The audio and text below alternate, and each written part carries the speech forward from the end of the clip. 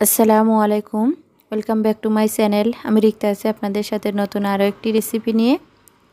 আজ আমি কোনো ব্লগ ভিডিও শেয়ার করছি না। আজ আমি তৈরি করব চিকেন বিরিয়ানি। আর এই বিরিয়ানিটা খেতে জাস্ট অসাধারণ লাগে, যে কেউ খুব সহজেই তৈরি করতে পারবেন।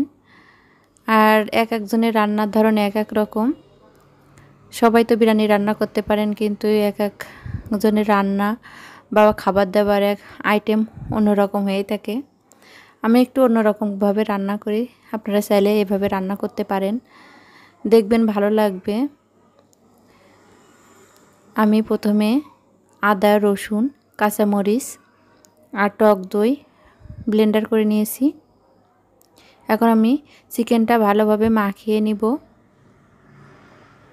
আর লবণ দিয়ে দিয়েছি, স্বাদ একটু লবণ দিয়ে দিয়েছি, দিয়ে আমি 15-20 মিনিট মেখে রাখছিলাম। আর এর পাকে আমি বাসমতি চাউল দিয়ে বিরিয়ানি রান্না করব, তার জন্য বাসমতি চাউলটা আমি ভিজিয়ে নিয়েছি। আধা ঘন্টা 1 ঘন্টা ভিজিয়ে রাখলে ভালো হয়, বাসমতি চালটা ভালোভাবে চালটা লম্বা হয়। আর এখন একটা প্যানে আমি তেল দিয়ে দিয়েছি, আর একটু ঘি আর বেরেস্তা ভাজছিলাম সেই তেল আমি দিয়ে দিয়েছি। এখন পেঁয়াজ কুচি দিয়ে ভালোভাবে একটু ভেজে নিব পেঁয়াজটা।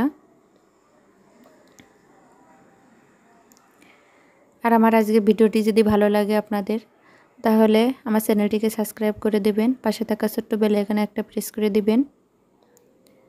আর ভিডিও না দেখে প্লিজ কমেন্ট করবেন না। অনেকেই বন্ধু করেন বা সাবস্ক্রাইব করেন, এগুলো আসলে টেকে না। কমপক্ষে 4-5 মিনিট বা পুরো ভিডিও দেখলে সাবস্ক্রাইবটা আসলে টেকে। আপনারা অবশ্যই চেষ্টা করবেন একটু ভিডিও দেখে সাবস্ক্রাইব করার জন্য। আমি মাংসটা দিয়ে দিয়েছি এর ভিতরে, আর এর ভিতরে এলাচ, দারুচিনি, লবঙ্গ, গোলমরিচ এগুলো আমি দিয়ে দিয়েছিলাম একটু পরিমাণ মতো। এখন আমি দিয়ে দিয়েছি মরিচের গুঁড়া আর বিরিয়ানি মশলা। আমি বিরিয়ানি মশলাটা একটু কমই দিয়েছি, যেহেতু আমি এতে তেজপাতা, এলাচ, দারুচিনি দিয়ে দিয়েছি, সেই জন্য আমি একটু কম দিয়েছি। এখন ঢেকে রান্না করে নিব। আর আলুটা আমি ভেজে নিয়েছিলাম তেলের ভিতরে একটু হলুদ দিয়ে। আর এখন আমি দিয়ে দিয়েছি এর ভিতরে গুঁড়া দুধ। গুঁড়া দুধটা দেওয়ার চেষ্টা করবেন, গুঁড়া দুধটা দিলে ভালো লাগে বিরিয়ানি খেতে। আর দিয়ে দিব এর ভিতরে আলু বোখারা আর টমেটো সস আর কেওড়া জল দিয়ে দিয়েছি। আলু বোখারাটা একটু আগে দিলে ভালো হয়, স্বাদটা বেশি ভালো পাওয়া যায়। পরে দিলে আলু বোখারাটা ভালোভাবে সিদ্ধ হতে চায় না। আর এখন আমি দিয়ে দিয়েছি কিশমিশ আর চিনি দিয়ে দিয়েছি একটু সামান্য পরিমাণ, যেহেতু টক দই দিয়েছি তা ব্যালেন্স করার জন্য আমি একটু এতে চিনি ব্যবহার করলাম। আমি মাংসটা ভালোভাবে রান্না করে নিয়েছি, আমি অর্ধেক উঠিয়ে রাখছি।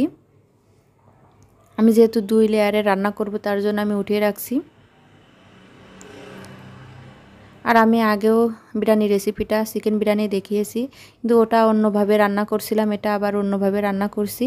এভাবে রান্না করলে অনেক ভালো লাগে। আমি একটা পাতিলের ভিতরে পানি গরম দিয়েছি, এর ভিতরে আমি দিয়ে দিব তেল আর স্বাদমতো লবণ। লবণটা একটু ভালোভাবে দিতে হবে, তাহলে ভাতটা খেতে ভালো লাগবে। আর এখন দিয়ে দিব এর ভিতরে লেবুর রসটা দিলে চালটা ভালো সাদাও হয়, আবার বিরিয়ানিটা ঝরঝরে হয়।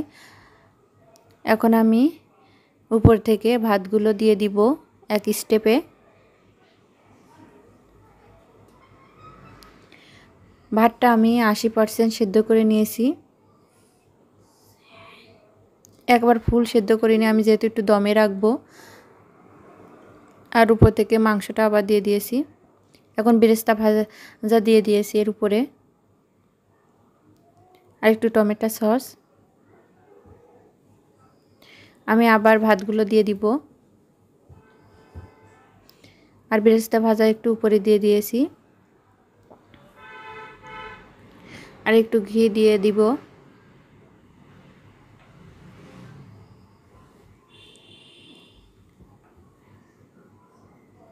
একটু নেড়ে ছেড়ে নিব সাবধানে, যেহেতু বাসমতি চাল দিয়ে রান্না করছি একটু সাবধানে নাড়া লাগবে, তা না হলে ভাতগুলো ভেঙে যাবে।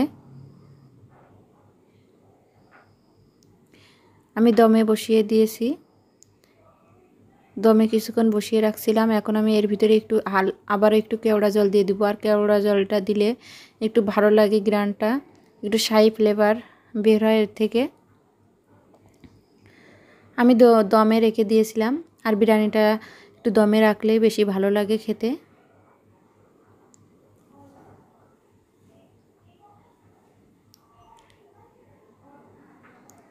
যে খুব সহজে তৈরি করে ফেললাম চিকেন বিরিয়ানি।